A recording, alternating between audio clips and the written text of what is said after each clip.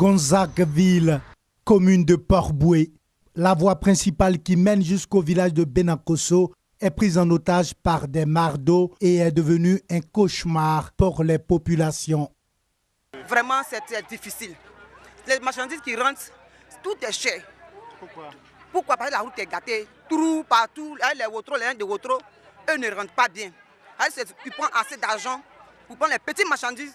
Ça veut dire que vraiment c'est étouffant. Ici, le camion ne peut plus la rentrer. C'est mon frère là qui m'a appelé pour me dire que de venir Gouansag, il y a un travail. Il a dit Gouansag, c'est pas bon. Il était tourné derrière là-bas, il y a beaucoup de l'eau là-bas.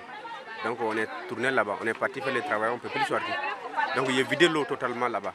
Donc il y a eu des bruits pour sortir ici, venir ici, le camion là, à cause de l'eau là, tout, jusqu'à les moteurs s'est bloqué. Obligeant les magasins à fermer, ces mares d'eau constamment alimentées par les tuyaux cassés asphyxient l'activité économique du quartier. Et au marché, les vendeuses crient leur indignation.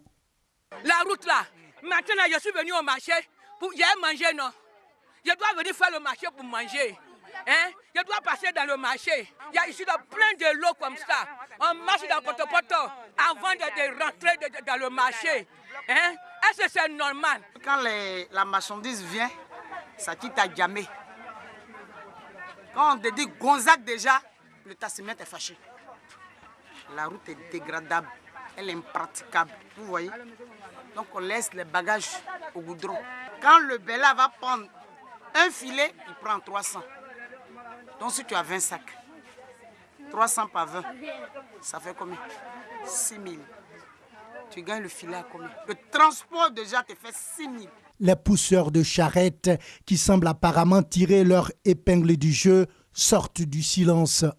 Le truc qui a gâté là, ça ne m'arrange pas parce que ça nous coûte beaucoup de courant. Il y a courant dans l'eau là, il y a trop de choses, les cailloux, on se rend les bagages de femmes avant d'arriver ici, on souffre trop. Pour les élèves et le personnel du lycée municipal de Port-Boué, c'est un chemin de croix. Quand on passe, les voitures qui circulent vers le stationnement, ça ne nous arrange pas. Nous avons oublié de stationner sur l'autoroute. Malheureusement, la SOAD, je crois, vient enlever nos véhicules en notre absence. Ou par malheur, le mois passé, mon véhicule a été percuté par un véhicule qui s'est enfui. Le lycée municipal de Port-Boué est à 1,5 km du goudron de la route qui mène à Bassam.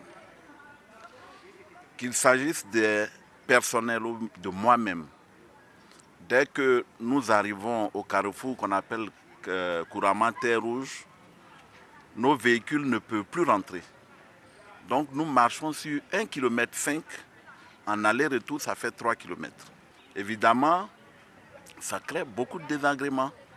Dans l'impossibilité d'évacuer les malades, les agents de santé du quartier sont bien souvent sollicités pour faire du surplace afin de sauver des vies. Il a même fait un accouchement devant le lycée, à même le sol, parce que la femme ne pouvait pas partir, elle était arrêtée là. De 18h jusqu'à 21h, il n'y avait pas de véhicule. On a dû faire ça publiquement. Vraiment, c'était pas agréable. Il faut dire que si je n'étais pas là, la femme pouvait perdre son enfant ou elle-même. La mairie de la commune de Port-Boué assure qu'elle partage la souffrance des populations de Gonzagueville et qu'elle pèse de tout son poids pour mettre fin à leur calvaire. Qu'ils nous fassent confiance comme ils nous ont toujours fait confiance. Et ils verront que la mairie de Port-Boué, qui est déjà au travail, vous voyez tous les grands chantiers dans la commune de Port-Boué, nous allons nous exécuter et ils auront une très belle voie dans la zone. Entre-temps, l'eau source de vie continue d'être une source de misère pour les habitants de Gonzagueville.